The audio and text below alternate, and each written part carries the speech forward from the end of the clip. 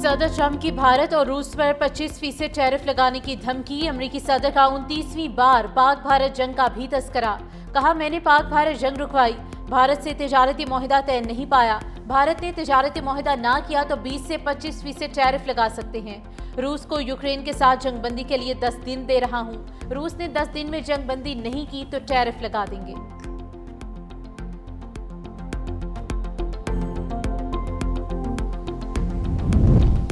रूस में Kamchatka reason के मशरकी साहिल के करीब 8.8 शिद्दत का जलजला, सुनामी अलर्ट जारी। इंडोनेशिया, फिलिपाइन, हवाई ब्रिटिश, कोलंबिया, जनूबी अलास्का और अपनाए अलास्का में भी सुनामी वार्निंग। चंद साहिली इलाकों से इनखला का हुक्म। जापान के शुमाली इलाके होक्काइडो में सुनामी की लहरें देखी गईं।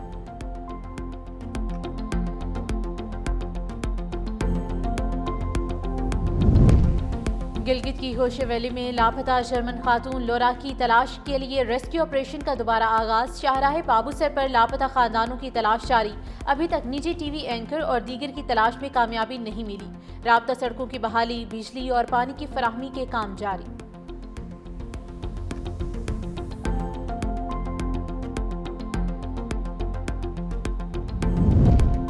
और इस्लामाबाद, रावलपिंडी, लाहौर, चनियोट में बादल फिर बरस पड़े। तेज हवाओं के साथ कहीं हल्की तो कहीं तेज बारिश। गर्मी और हब्स का जोर टूट गया। नशेबे इलाकों में पानी जमा होने और बिजली की आंग मचोली से लोगों को मुश्किलात। पीडीएमए ने दरियाओं में पानी की सतह बुलंद होने और नदी नालों में तूफ़ानी का अलर्ट जारी कर दिया। अर्बन फ्लडिंग का भी खदशा।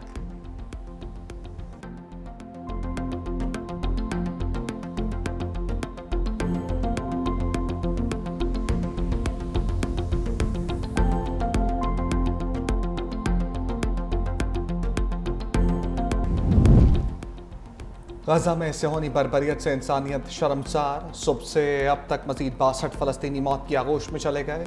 शहीद अफराद में 19 अमदाद के मुंतज़िर अफराद भी शामिल। शहदा की मजमूई तादाद 60,000 से तजावुज़ कर गई। ग़ज़ाए क़िल्लत ने गजा में मजीद कई चराग गुल कर दिए। आलमी सतह पर भूख की निगरानी करने वाले इदारे IPC ने खबरदार किया कि गजा में कहत का बदतरीन खदशा हकीकत में बदल रहा है। सूरत हाल मजीद संगीन हो गई। इमदाद की फराहमी तेज़ ना की गई तो बड़ा सानहा रोनुमा हो सकता है।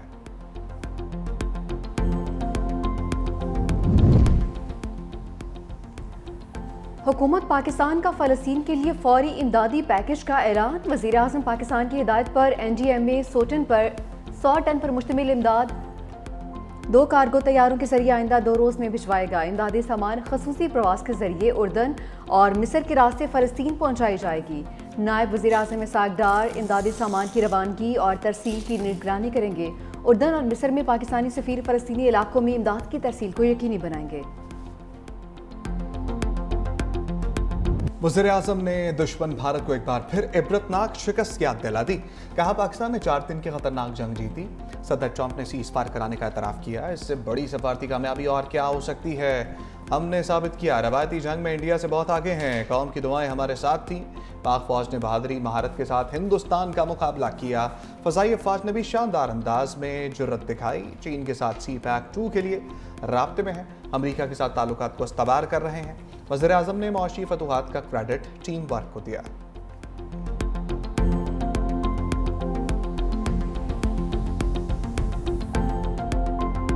मोदी अपनी ही पार्लियामेंट में शर्मिंदा। राहुल गांधी का खुलेआम चैलेंज। कहा कि जंगबंदी नहीं की, तैयारे नहीं गिरे तो कह दे ट्रंप ने झूठ बोला है।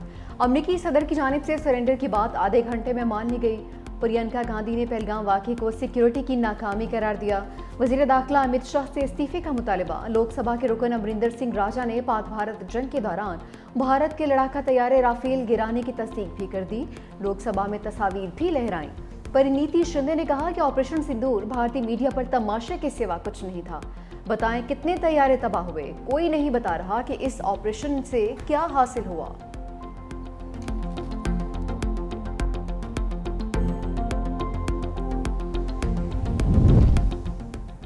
भारत का पहलगाम हमले में एक बार फिर पाकिस्तान पर बेबुनियाद इल्जाम। भारतीय वज़ीर दाखिला अमित शाह का झूठा बयानिया बेनकाब। हमले में मुलविस 3 दहशतगर्द हलाक करने और पाकिस्तानी करार देने का मुज़ाहिरा-खेज़ दावा कर दिया।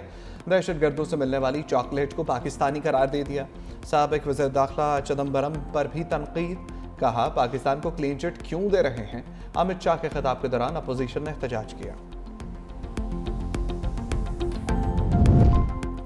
भारतीय हुकूमत को सिफारती सतह पर एक और बड़ा झटका। अमरीकी सदर ट्रंप ने खालिस्तान की हामी तंजीम सिख फॉर जस्टिस के रहनुमा गुरपतन सिंह को खत लिख दिया। अमरीकी सदर ट्रंप ने वाज़ेह किया कि मैं अपने शहरियों, अपनी कौम और अपने इक़दार को सबसे पहले रखता हूँ। जब अमरीका महफूज होगा तब दुनिया भी महफूज होगी। मैं अपने शहरियों के हकूक़ और सलामती के लिए लड़ना कभी नहीं छोड़ूंगा। सदर ट्रंप का खत ऐसे वक्त में सामने आया जब 17 अगस्त को वाशिंगटन में खालिस्तान तहरीक का रेफरेंडम होना है।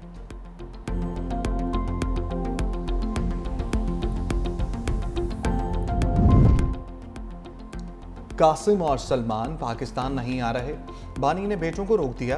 तोसाखाना 2 केस की समाअत के दौरान बानी साबिक वज़ीर-ए-आज़म की गुफ्तगू। ज़राए के मुताबिक बानी पीचाई ने कहा कासिम और सलमान किसी एहतजाजी तहरीक में शरीक नहीं होंगे। एहतजाजी तहरीक पार्टी ने चलानी है।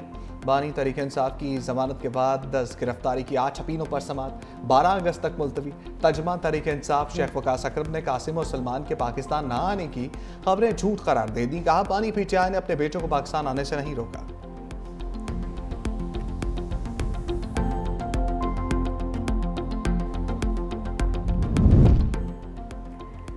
बानी का बेटों को पाकिस्तान आने से रोकना तहरीक इंसाफ का नया ड्रामा करार। वज़ीर दिफा ख्वाजा आसिफ का एक्स पर बयान। कहा कि बहुत से ड्रामों में से ये भी एक ड्रामा था। मकसद वालिद और औलाद की मुलाकात नहीं, सियासी मुनाफा था।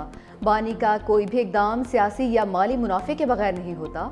वर्कर और उनके बच्चे इक़्तिदार की हव्स और ख्वाहिशात की तकमील के लिए इस्तेमाल होंगे। ये मुनाफ़क़त में लिपटी बुस्तली है। कुर्बानियों के लिए औलाद भी दूसरों की और माल भी दूसरों का। तारीख में इससे बड़ी नौसरबाजी शायद ही किसी ने की हो।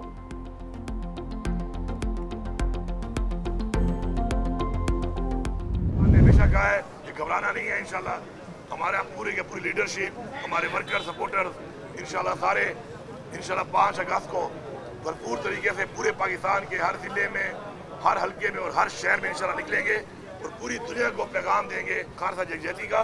खान की रिहाई के लिए जो तहरीक शुरू हुई है इंशाल्लाह ये पाकिस्तान के हर शहर, हर कस्बे और हर हल्के में इंशाल्लाह 5 अगस्त को पूरी दुनिया को नजर आएगी।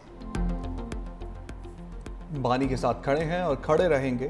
5 अगस्त को मुल्क भर से एहतजाज के लिए निकलेंगे। वज़ीर आला खैबर पख्तूनख्वा का ऐलान। अली अमीन गंडापुर कहते हैं पुरअमन एहतजाज का ऐलान करते हैं तो गिरफ्तारियां शुरू कर देते हैं। पेशावर में तारीख की सबसे बड़ी रैली लीड करूंगा। दूसरी जानिब वज़ीर आला खैबर पख्तूनख्वा असलहा और शराब बरामदगी केस में अदालत में पेश। अदालत ने उनके वारंट की गिरफ्तारी मंसूख कर दी। अदालत ने आइंदा समाअत पर भी अली अमीन गंडापुर को ज़ाती हैसियत में तलब कर लिया।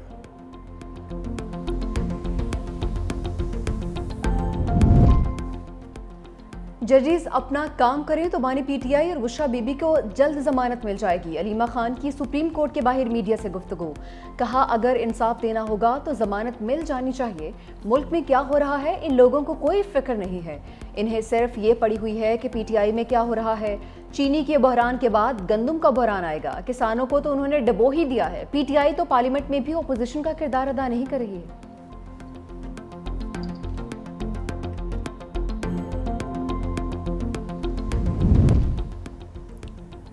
अदलिया को जुल्म के खिलाफ ढाल बनना होगा। इंसाफ होता नजर आना चाहिए।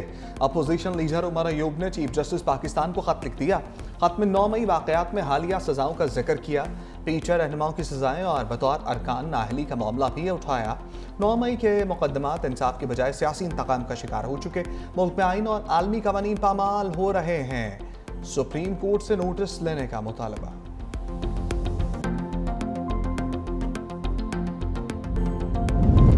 अमरीका की रियासत न्यूयॉर्क में एक शख्स की फायरिंग। पुलिस अफसर समेत 4 शहरी हलाक, 2 अफराद शदीद जख्मी।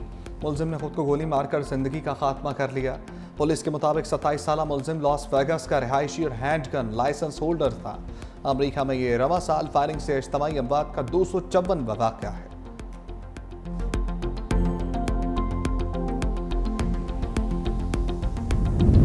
चीन में तूफानी बारिशों और सैलाब ने तबाही मचा दी। 30 अफराद हलाक, दर्जनों जख्मी और लापता हो गए। सबसे ज्यादा तबाही चीनी दारकूमत बीजिंग में फैलाई। बीजिंग का मियन जिला सबसे ज्यादा मुतासर हुआ। बारिशों और सैलाब के बायस मुतादिर सड़कें तबाह। 130 से ज्यादा देहातों की बिजली मअतल हो गई। चीनी हुकाम ने बताया कि अब तक 80,000 से ज्यादा अफराद को मुतासर इलाकों से रेस्क्यू करके महफूज मकामात पर मुंतकिल किया जा चुका है।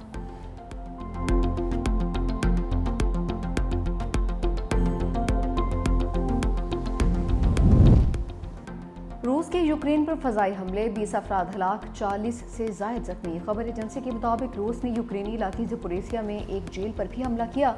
ज़्यादातर हलाकतें जेल पर हमले के नतीजे में हुई।